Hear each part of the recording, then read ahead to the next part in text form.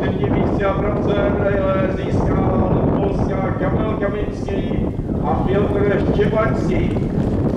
Third place to gold from Poland. I would like just to remind you that medals are given by Květa Pecková. She is the holder of 3 Olympics medals.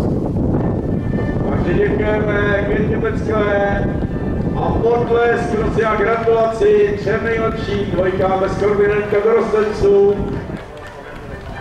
Překvapivě trošku zvítězil České republiky B, Michal Mika, Kustuchář a jejich trenér Luboš Zapletal.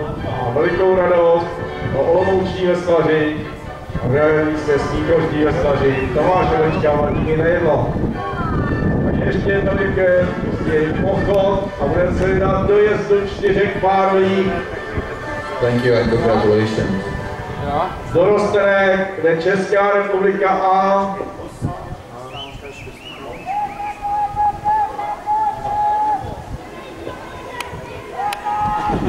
Česká republika se to je Mariana Kárová, Terezie Matušíková, Pavlína Zapletalá, Marie Hlavíková.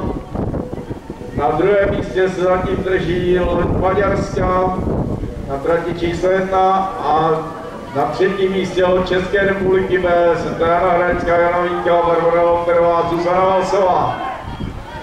A loď České republiky A si jede zcela jasně pro vítězství a potvrzuje suverenitu českých veslařů a že pro vítězství jde loď České republiky A maďarská loď ještě odolala tlaku České republiky B a nakonec maďarské veslařky dojíždějí na druhém místě, na třetím místě Česká republika B